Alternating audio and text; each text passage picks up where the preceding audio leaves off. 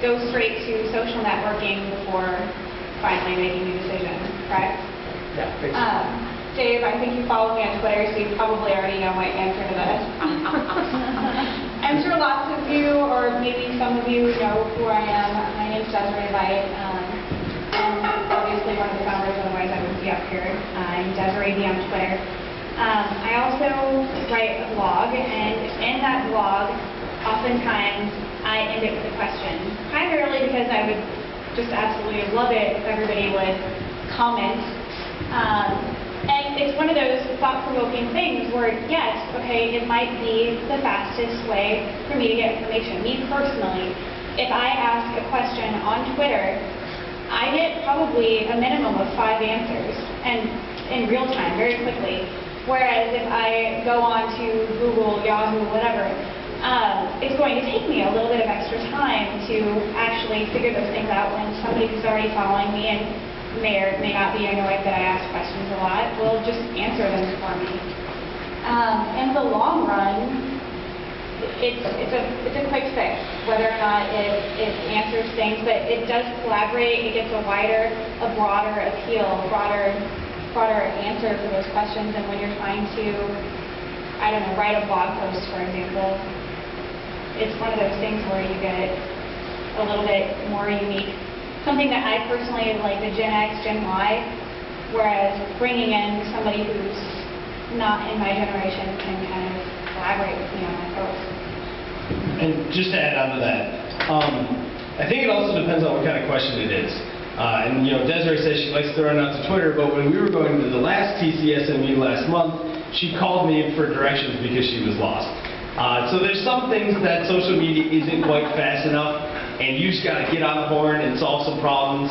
And that's how it is with me. If there's something that I need instantly, I'm probably not going to go to social media, because even if it's real time, TweetDeck still takes 50 seconds to upload, and sometimes that's the difference between missing an exit and having to go an extra 20 miles to turn around. So sometimes you just got to get someone on the horn.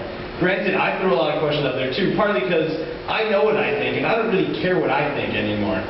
And I don't want to make my business necessarily, and our business, off of knowing just what I think. If I have a new and cool situation, I'm going to come up with my opinions on them and how I would get through it, but I'm also going to throw it out to the people that I know and I trust and I love, because I want to get their opinions on it too.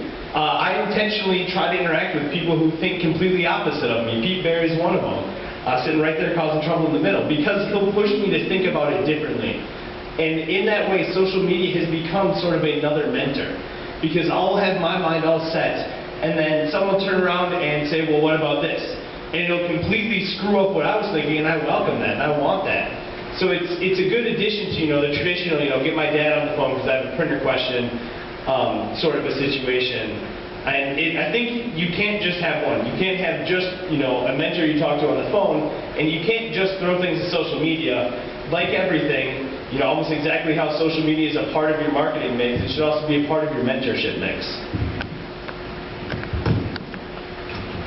As an entrepreneur, tech-savvy, millennial, it's an efficient way to communicate, like Desiree was saying.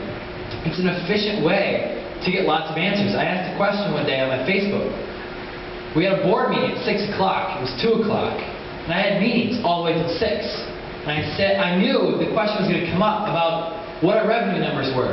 And as an entrepreneur for a number of years, I thought I had the right definition of revenue, but they were telling me I didn't. So I threw the question out on Facebook. In an accrual-based accounting system, is it revenue when you book the sale, when you invoice, when you do the work? I just don't know. I had 25 responses in those 4 hours, which created a great conversation that night at that board meeting, because all of them were different. And it was great.